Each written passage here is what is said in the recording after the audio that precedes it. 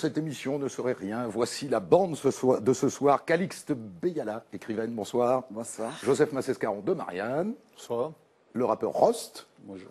Et notre chroniqueur stagiaire, on peut l'appeler comme ça, cette semaine, Guillaume Perrault, qui est journaliste politique au Figaro. Bonsoir. Bonsoir.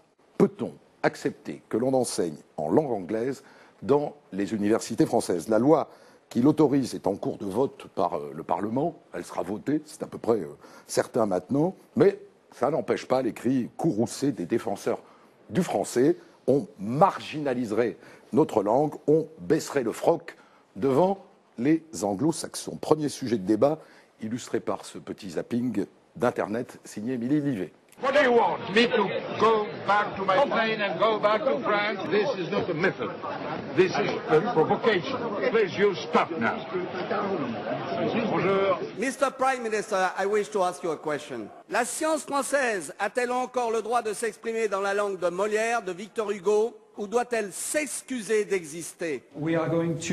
Dans cette grande école de commerce française, le cours de finance se fait en anglais. J'améliore mon français depuis que je suis ici, mais je ne suis pas assez fort pour suivre tous les cours en français. Une pratique réservée aujourd'hui aux grandes écoles et que la ministre de l'Enseignement supérieur voudrait bien appliquer dans certains domaines à l'université. Je serais ravie d'accueillir davantage d'étudiants indiens, davantage d'étudiants coréens, pour lesquels l'obstacle est d'abord l'obstacle du langage. Ils veulent faire une carrière dans le commerce, alors il faut parler la langue du commerce.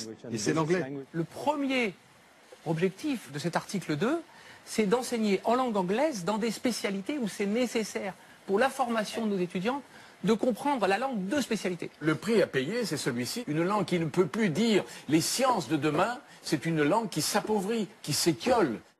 Alors je vous présente les protagonistes de ce débat. Bruno Cyr, bonsoir. Bonsoir. Vous êtes agrégé d'économie et vous êtes le président de l'université de Toulouse 1, Capitole. Et face à vous, François Asselineau. Bonsoir. Bonsoir. Vous avez 58 ans, vous êtes énarque, c'est le genre de choses qu'il faut dire. 56 ans. 56 ans, je vous ai vieilli, pardon. Inspecteur des finances, et vous êtes le fondateur d'un petit parti qui s'appelle l'Union populaire républicaine, qui est un parti anti-européen, et qui a lancé une pétition sur cette affaire d'anglais à la fac, qui a tout de même recueilli à ce jour, moi j'avais 10 000 signatures, c'est plus peut-être? On en a plus de 11 000 et ce qui est à signaler, c'était qu'elles viennent de 73 États du monde. Ah, parce qu'elles ne viennent pas que de France. Non, grâce à Internet, nous avons de très nombreuses personnes qui ont signé, y compris d'ailleurs des Américains aux États-Unis, des Anglais au Royaume-Uni, et puis des gens sur les 5 continents. Qu'est-ce qui vous fait vous lancer, et puis adressez-vous à votre partenaire de débat, qu'est-ce qui vous fait vous lancer dans cette bataille, monsieur Asselineau? Tout d'abord parce qu'il s'agit d'un débat qui est biaisé. On présente ça comme une mesure technique, comme s'il s'agissait de faire venir des étudiants en France en plus grand nombre. Il faut déjà savoir que la France est en gros le 3e ou le 4e État au monde à recevoir le plus grand nombre d'étudiants. On sait par un sondage de Campus France qui avait été fait, c'est pas un sondage, c'est une étude lourde qui avait été faite sur une cohorte de 21 000 étudiants étrangers en France, que en gros, 36% des étudiants viennent parce qu'ils maîtrisent la langue française et 27% parce qu'ils veulent approfondir la langue française. Donc, il faut bien comprendre une chose, c'est que la langue française partage... Donc ça fait en gros 2 tiers des étudiants qui viennent pour le français. Oui, parce que figurez-vous que les étudiants qui viennent en France, ils s'attendent à apprendre le français et à parler en français. La langue française est, avec l'anglais, il y a 2 langues au monde qui sont parlées sur les 5 continents, c'est le français. Selon l'agence Bloomberg de New York, il y a quelques semaines, elle a montré que pour faire des affaires, dans le monde des affaires, la langue française est la 3e langue la plus importante au monde après l'anglais et le chinois. Donc nous avons des affaires à des étudiants qui viennent en France pour avoir des enseignements en français et on prétend maintenant les faire en anglais. Bien. On ne sait pas ce que deviendront ces étudiants francophones. Ils préféreront peut-être aller ensuite à Genève ou à Montréal pour apprendre en français. Donc le principe de départ que nous vend le gouvernement, c'est-à-dire il faudrait enseigner en anglais pour faire venir plus d'étudiants, il n'est pas du tout certain que ça ne va pas se retourner dans le sens inverse et qu'on aura moins d'étudiants qui viendront. Vous ne croyez pas à l'attractivité de cours en anglais pour des étudiants qui ne sont qu'anglophones? Non, je ne le crois pas pour une raison simple, c'est que les étudiants qui sont anglophones ou qui veulent apprendre l'anglais, ils vont d'abord aller aux États-Unis, au Royaume-Uni, en Australie, en Nouvelle-Zélande, au Canada anglophone. Voilà où ils vont aller, c'est assez logique, figurez-vous. Et puis alors, je voudrais insister sur autre chose. C'est que on présente ça, mais le problème, c'est qu'il y a, fort heureusement, À l'université, il n'y a pas des cours réservés aux étudiants de nationalité étrangère. C'est pour tous les étudiants. Donc en réalité, ce qui est visé, c'est de faire des cours en langue anglaise sur tous les sujets à des étudiants français. Alors il y a déjà un problème de fond, c'est un problème de droit. C'est l'article 2 de la Constitution de la République, la langue de la République est le français. Donc déjà, il y a un problème de fond, c'est que le gouvernement et la majorité se permettent de prendre des mesures qui sont anticonstitutionnelles. On peut très bien, avec cette loi, avoir demain ou après-demain des cours qui seront à 90% en américain, y compris pour des Français. Alors, je vous ai vu d'Audeliner, monsieur Cyr. Vous qui êtes président d'université. Oui, bah, nous. Qu'est-ce qui vous fait d'Audeliner de la tête? Nous, on est hors la loi depuis 10 ans, donc voilà, j'ai commencé à m'habituer. Pour une raison simple et qui n'est pas du tout la raison mise en avant dans ce débat, malheureusement, parce que le débat est complètement biaisé par de fausses raisons. Le vrai problème que nous avons, c'est celui de la place de la culture française et le rayonnement de la culture française à travers sa recherche. Et notre problème, c'est pas tant d'attirer des étudiants étrangers qui viendraient apprendre l'anglais en France. Évidemment que c'est pas ça la question. Ça n'a jamais été ça la question. Notre problème, c'est que le niveau de nos équipes de recherche soit le meilleur possible pour que la France ne décroche pas de la recherche. Et ça passe par la langue anglaise. Évidemment, puisque la langue de travail mondiale dans les domaines scientifiques, c'est l'anglais. Alors à une époque, c'était le latin. Au XVIIIe siècle, ça a été le français pendant à peu près 100 ans. Aujourd'hui, c'est l'anglais. Qu'est-ce qu'on peut y faire? Donc moi, je suis pragmatique. On a besoin de préparer nos chercheurs, particulièrement nos jeunes chercheurs, à rentrer dans des réseaux de recherche. Donc il faut qu'ils apprennent la langue qui leur permettra de communiquer avec leurs collègues étrangers. Premier point. Et deuxième point, dans ces réseaux, il faut organiser une mobilité. On a besoin de faire venir en France des chercheurs de bon niveau parce que c'est la condition pour envoyer les nôtres. Donc dans les réseaux, il faut une perméabilité. Et évidemment que si rien n'est fait en anglais, les chercheurs étrangers ne viendront pas chez nous. Donc il faut leur permettre de travailler dans une langue qu'ils maîtrisent, qui est une langue véhiculaire, qui est une langue internationale. Ça sera peut-être le chinois. Ça vaut pour votre matière, l'économie? Ben, bien sûr, surtout en économie. Mais je dirais en médecine, aucun colloque ne se fait autrement qu'en anglais en médecine. En maths, en physique, à peu près dans tous les grands domaines scientifiques, c'est la même chose. Et je vais même plus loin, même en droit, qui est un domaine où la langue française est particulièrement importante, la langue nationale, parce que le droit, c'est des subtilités de langage. Mais le problème, c'est que moi, j'ai 12 diplômes avec les universités européennes, qui sont des doubles diplômes, où je reçois des étudiants et je les envoie. Et notre problème, c'est de créer des juristes européens pour demain. Et si on veut faire ça, il faut bien qu'il y ait une langue commune. Ça, c'est un argument, alors, recevable quand même. Non, ce n'est pas du tout un argument recevable parce que... Parlez-vous. Oui, ça n'est pas un argument... pas me mêler votre histoire. Ça n'est pas un argument recevable. D'abord parce qu'on fait comme si une langue était un outil technique neutre. Non, une langue, ça véhicule une vision du monde, une Weltanschauung, dit-on en allemand.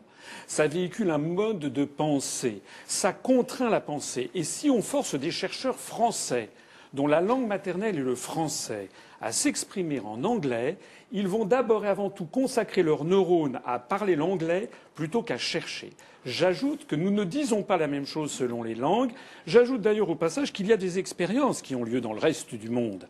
Par exemple, en Allemagne, où on est passé très largement au tout américain, il y a un relevé de conclusion de la conférence des recteurs d'université allemande du 22 novembre 2011, que je donnerai d'ailleurs à Monsieur le Président d'université, qui dit « L'utilisation dans la recherche en Allemagne de plus en plus fréquente et obligatoire de l'anglais peut restreindre l'effectivité et l'efficience au travail des chercheuses et chercheurs. En même temps, la prise en compte insuffisante de publications non anglophones conduit à des distorsions de concurrence indésirables. Cela signifie qu'en fait, une langue unique véhicule une pensée unique et une recherche unique. Ah, ça aussi, c'est convaincant, monsieur. Non, ce sont des propos totalement excessifs, évidemment. Ce sont l'ensemble des recteurs d'universités allemands. Attendez, l'ensemble peut-être, mais on peut faire un sondage si vous voulez. Mais la question n'est pas celle-là. La question en réalité, c'est bien évidemment qu'on conceptualise dans notre langue maternelle. Le problème, c'est ensuite de partager avec nos collègues étrangers le résultat de nos travaux. La recherche, c'est pas quelque chose qui fonctionne de façon isolée, ça fonctionne sur des réseaux. Et ces réseaux, il faut qu'on ait une langue commune. Alors, moi, je veux bien qu'on revienne au latin, mais on a eu une langue commune en Europe pendant des siècles. Aujourd'hui, c'est l'anglais. Dont acte, soyons pragmatiques et maîtrisons du mieux possible et préparons-nous à maîtriser cette langue, non pas pour conceptualiser, mais pour véhiculer ce qui est différent. Allez-y, et puis on va ouvrir à... Encore une fois... On va commencer par ouvrir avec Calixte, parce que je la vois qui fume. Ouais, il y a derrière cela des arrière-pensées de nature géopolitique.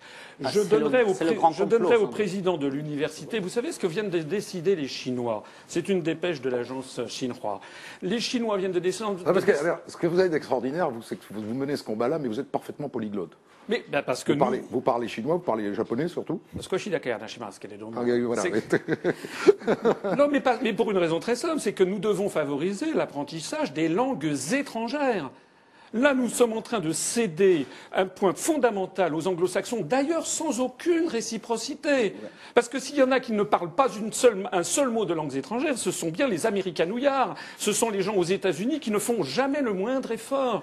Je suis désolé, vous m'avez interrompu. Les 27 principales universités chinoises, à commencer par l'université de Tsinghua de Pékin, viennent de décider que désormais les épreuves d'anglais ne seront plus obligatoires pour l'apprentissage. Nankar Belay, on dirait chez moi, Nankar Belay, vous allez... Franchement, cette fois-ci, je vais un peu monopoliser la parole. Ça ne m'arrive pas souvent. Non, ça ne m'arrive pas souvent.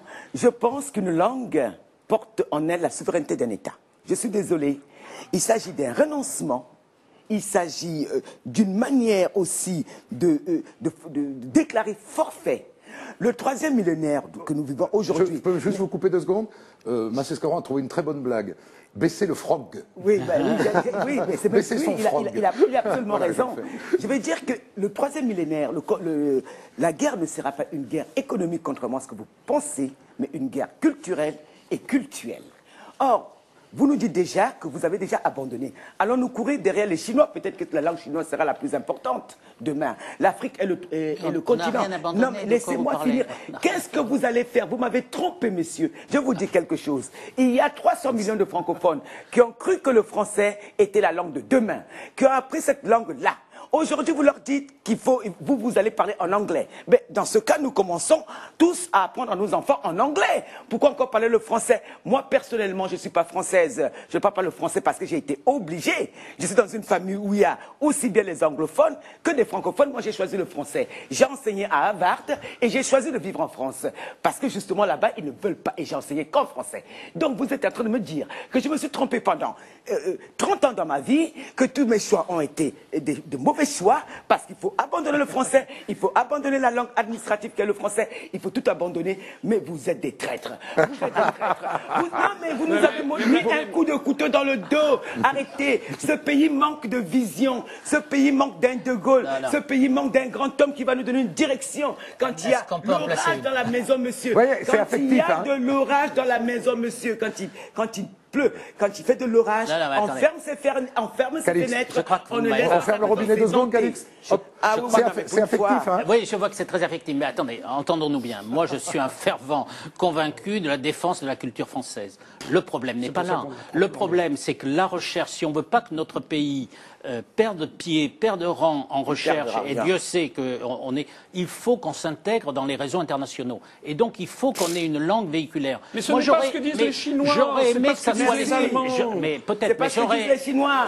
Et les Japonais et le Swahili alors. Qu'est-ce que nous allons faire? Mais vous vous rendez compte de ce que vous êtes en train de décider? Est-ce que je peux finir? Vous nous avez dit que nous l'avons perdu. Non. Laissez répondre, Bruno. Mais donc, si je veux que ces réseaux fonctionnent, je dois accueillir des étrangers en France pour qu'ils viennent travailler avec nous, et nous devons envoyer nos étudiants et nos chercheurs dans les laboratoires des autres pays. Et le problème, c'est que quand j'accueille un Américain ou un Asiatique en France, comment est-ce que je vais obliger de lui qui parle français? Réponse non. Donc si je l'oblige à faire ça, il ne viendra pas. Et finalement, tout le monde sera perdant. Donc moi, c'est la seule chose que je dis. C'est pragmatique. Et c'est pragmatique. Et d'ailleurs, je ferai remarquer que Michel Serres, pour lequel j'ai la plus grande estime, mais il est allé enseigner à Harvard, en français, pas Harvard, et grand sage. À Princeton, il est allé enseigner à Princeton en langue française. Donc je ne vois pas si les Américains acceptent que Michel Serres vienne enseigner dans sa langue aux États-Unis, pourquoi nous n'acceptons pas que des Américains... C'est pas la même chose, parce que là, il y a vraiment confusion, vous savez très bien d'ailleurs. Comme vous êtes honnête homme, vous le savez très bien. C'est-à-dire que lorsqu'on enseigne, c'est ce qu'on appelle un cours magistral, c'est ce qu'il a fait. C'est pas l'enseignement. Si on revient maintenant au texte même, au texte de la loi Fioraso, elle ne parle pas de cours magistraux, je suis désolé. Elle parle pas. Non, elle parle pas. Non, elle parle tout simplement Parce que j'entends bien ce que vous dites sur la recherche. Et c'est vrai que sur la recherche, il y a un problème. C'est-à-dire il faut que les personnes qui sont dans la recherche, pas simplement d'ailleurs les sciences dures, mais aussi les sciences humaines, puissent communiquer. Parce qu'il faut qu'ils puissent tout simplement traduire. C'est obligé, c'est même obligé aujourd'hui. Mais c'est pas déjà le cas aujourd'hui. Ça, c'est une chose. Mais ça se fait aujourd'hui. Mais ça, c'est une chose. C'est une première chose. Il y a un élément sur lequel vous n'avez pas répondu. Et ce n'est pas du tout d'ailleurs ce que prévoit la loi Furaso, parce que j'ai lu cette loi et très franchement, elle est tellement floue qu'en effet, malheureusement, monsieur a raison, on peut y mettre n'importe quoi. Il y a plusieurs éléments. Le premier, auquel finalement on n'a pas répondu, ce que disait monsieur, c'est que comment expliquer aux personnes qui viennent à l'étranger dans les lycées français, qui vont apprendre le français, comment leur expliquer que lorsqu'ils vont arriver en France, finalement, c'est ballot. On ne va pas enseigner en français, mais en anglais. C'est quand même dommage. Ah, oui. Monsieur n'a pas tort non plus, parce que quitte à choisir, très franchement, si c'est une question d'attractivité, vous-même vous avez dit que ce n'était pas une question d'attractivité, parce que vous êtes de bonne foi. Si c'est une question d'attractivité, ils iront en effet plutôt au Canada anglophone, ou à Londres, ou en effet dans les grandes universités américaines. Maintenant, en plus, le deuxième élément qui m'ennuie, et qui devrait nous mettre la puce à l'oreille, c'est ce qui se passe en effet, le lièvre qu'a levé monsieur, c'est-à-dire ce qui se passe en Allemagne, ce qui se passe en Chine, et ce sont d'autres débats ailleurs, en Espagne notamment. Pourquoi? Parce que finalement, quand on va aujourd'hui aux États-Unis, eh bien, vous vous rendez compte quoi? Vous vous rendez compte que dans les universités américaines, l'enseignement de l'anglais, du globish, pas de l'anglais, du globish. Dans le globish, c'est cet anglais mondialisé. Et alors, on veut faire passer pour quelque chose de scientifique le globish. Il y a un problème. Parce que soit vous êtes dans la science et que vous êtes dans la précision, soit vous êtes dans le globish et vous êtes dans l'évaluation. Ce sont quand même deux domaines différents. Le globish est un anglais dégradé. C'est un anglais dégradé, c'est une sorte de sabir. Ouais. Mais ce qui est intéressant, c'est que dans les universités américaines même, vous voyez apparaître pourquoi? Vous voyez apparaître ce qui sera la langue de demain, peut-être, et qui ne sera pas l'anglais. Ce sera l'espagnol. Ouais.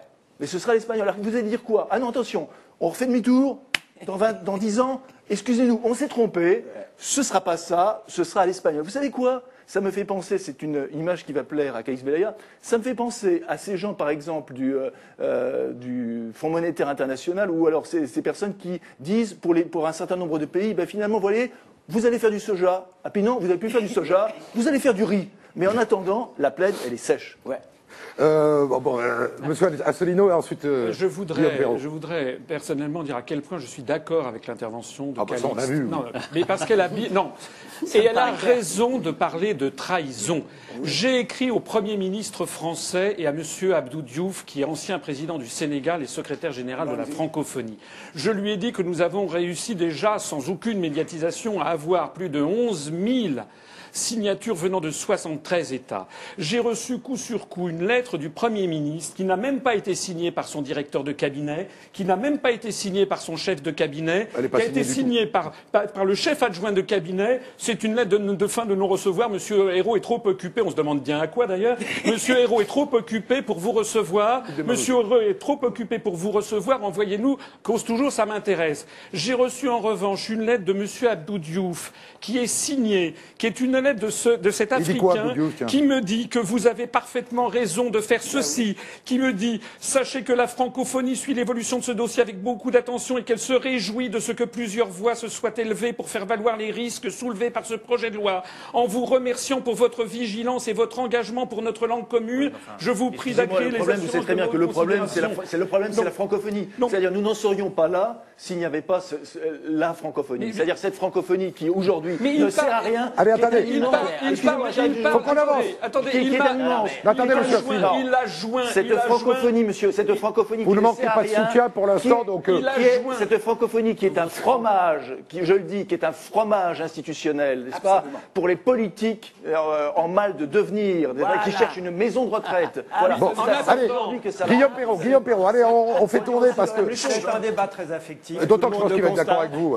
C'est un débat très affectif, tout le monde le constate. Pourquoi? Parce qu'une langue n'est pas seulement un instrument de communication, vous l'avez dit madame, ça fait partie de notre identité, ça fait partie de notre culture, et n'y voyez rien de personnel, mais il y a un certain snobisme anti-français, anti-langue française, chez une partie de nos décideurs publics, si monsieur, je l'ai constaté. Je vais vous donner un exemple très précis. À Sciences Po, il y a 2 ans ou 3 ans à peu près, la direction prend la décision d'accueillir le chef de l'armée américaine qui vient faire un topo aux étudiants pour leur expliquer à quel point les États-Unis sont en train de maîtriser la situation en Afghanistan. Dans le grand amphi, Émile Boutmy, il s'exprime en anglais, la direction l'accueille en anglais, les étudiants français à Sciences Po, les cadres de l'avenir, lui répondent en anglais, rien n'est traduit. Pas un mot de français de quiconque. Dans ces étudiants français de Sciences Po qui ont écouté très poliment ce haut responsable américain, vous pouvez être certain qu'il y avait de nombreux francophones certainement amers de voir à quel point le français était délaissé par les gens qui ont mission de le représenter, de le promouvoir. Je trouve ça très attristant. Voilà. Je suis désolé, je ne sais pas ce que Rost va dire dans 2 secondes. Mais... de dire une chose. Je pense que le combat pour la langue française, pour la culture française est plus que légitime. J'y adhère à 200%. Mais vous vous trompez de champ de bataille. Le champ de bataille, ce n'est pas la recherche, ce n'est pas l'université, ce n'est pas les préparations des étudiants à rentrer dans un monde globalisé. Le champ de bataille, c'est les lycées français à l'étranger, c'est là qu'il faut mettre des moyens. C'est l'AUF, l'Agence universitaire de la francophonie, qui agit pour développer des implantations d'universités francophones à l'étranger. C'est de créer un Erasmus de la francophonie. C'est de créer un Erasmus. Et puis alors le champ de bataille, c'est l'Académie française qui devrait nous proposer des traductions des concepts nouveaux où on a des mots anglais, on n'a pas encore de mots français. Il ne faut pas se réveiller avec 6 ans de retard parce que sinon les habitudes sont prises. C'est les collèges et les lycées où il faut enseigner le français correctement. C'est là les vrais champs de bataille. L'université, c'est le mauvais combat. Nous devons, 1, préparer nos étudiants à la recherche pour ne pas perdre pied. 2, préparer nos étudiants à rentrer dans des entreprises internationales. C'est pas comme ça qu'on nous a vendu le projet de loi. On nous a pas vendu le projet de loi ne dit pas ce que vous dites. Non, le projet de loi ne dit pas ce que vous dites. Le projet de loi ne dit rien que nous pourrons faire de l'enseignement en anglais. C'est parce que ça, c'est important. Je précise une chose, je finis. Vous prenez une entreprise européenne comme Airbus. Si vous ne maîtrisez pas parfaitement une langue de spécialité, si vous êtes ingénieur, si vous êtes économiste, si vous êtes juriste, il vous faut maîtriser cette langue-là, vous n'avez aucune chance, si vous ne maîtrisez pas l'anglais, de rentrer chez Airbus. Donc c'est comme ça. Pourquoi? Parce qu'il y a 10 nationalités. Faut-il avoir des cours en anglais pour maîtriser l'anglais?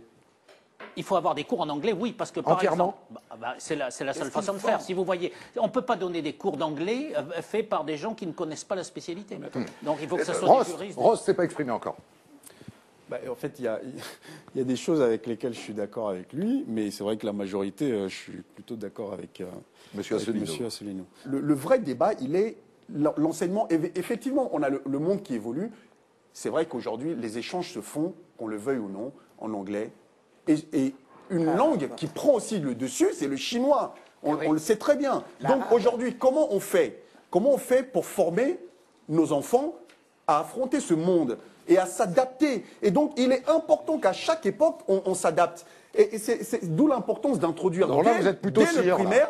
C'est pour ça que je dis qu'il y a des choses avec lesquelles, dès le primaire, moi je pense que le travail doit se faire plutôt dès le primaire, où on enseigne et l'anglais, en anglais et aussi en français. Ce qui permet déjà aux gamins de développer leur flexibilité cognitive et en même temps de se préparer pour affronter ce monde. J'aimerais bien savoir ce qu'en pense Michel Godet, qui interviendra tout à l'heure dans un débat sur les retraites. Mais il est comme vous, il est professeur d'économie, lui au Conservatoire national des arts et métiers. J'étais en train de dire à mon collègue, essayer de lui glisser une petite idée, c'est que moi je crois qu'effectivement il faut garder sa langue maternelle comme langue de pensée, de construction de la pensée. Je reviens d'une mission en Chine, mon livre sur la prospective a été traduit en 7 langues, mais quand je m'exprime dans un pays comme la Chine ou le Brésil ou la Colombie, je préfère être traduit du français, parce que si je le dis en anglais, je peux le faire, mais je perds les 2 tiers de ce que j'ai à dire, en termes de richesse de concept. Et pourquoi? Parce que je ne suis pas native, comme on dit, donc il y a des choses qui m'échappent. Quand je fais des conférences internationales, le globish que je parle bien, finalement, fait que les seuls qu'on ne comprend pas, c'est les Anglais, les Britanniques, absolument, parce qu'ils ont un anglais trop riche que personne ne comprend. Donc finalement, c'est une chance pour le français que de ne pas être le globish, que de ne pas être le créole. Vous n'êtes pas tout à fait d'accord avec la loi. Mais le problème qu'on a en français, qu'on n'a pas évoqué, qui est implicitement derrière tout ça, c'est que chez nous, ceux qui viennent, ou ceux qui sont en France, qui ont fait 7 ans d'anglais, ils savent pas parler anglais. Parce que les profs d'anglais, ils maîtrisent pas l'anglais. Ils parlent de l'anglais du XVIe siècle et pas de l'anglais d'aujourd'hui. Donc, il faut faire enseigner l'anglais en France par des gens qui sont des natives, puisqu'on a l'Europe. Et puis ensuite, on n'aurait pas de problème pour que nos chercheurs s'exprime suffisamment dans cet anglais dégradé pour communiquer, mais pas pour penser. Allez, dernière intervention, monsieur Asselineau, et puis... Oui, non mais attendez, on parle de choses, il faudrait si... Moi, je parle de ce qui existe, c'est-à-dire une loi qui est en train d'autoriser que l'on en fasse tous les enseignements en anglais en France à des étudiants. Il n'y a aucune... Tout est flou. Ça veut dire qu'accessoirement, on pourra avoir des étudiants, c'est d'ailleurs ce qui se passe dans certaines écoles de commerce, des étudiants français qui apprennent la comptabilité générale, la comptabilité analytique, la finance, le droit des affaires, le droit privé, etc., qui apprennent tout ça en anglais et plus de cours en français. Au passage, c'est ce qui se passe dans pas mal à l'Institut d'études politiques ou c'est ce qui se passe dans un certain nombre d'écoles de commerce. Oui. Mais et depuis 10 ans. Mais si c'était efficace, on aurait dû assister à une augmentation, par exemple, de notre commerce extérieur. Or, nous avons dégagé les plus forts déficits commerciaux de toute l'histoire depuis Vercingétorix. C'est pas tellement lié à la langue. C'est pas lié qu'à la langue. C'est pas lié qu'à la langue. Non, mais attendez, c'est très... Argument de petite mauvaise foi. Argument très fort, parce que ça veut dire qu'on nous sort un argument de pseudo-efficacité, alors qu'on constate que plus les élites sont formées en anglo-américain, et plus la France perd du terrain dans le monde parce que, comme le disait Calixte, je citerai Charles de Gaulle, comment voulez-vous que les autres croient en vous si vous n'y croyez pas vous-même ?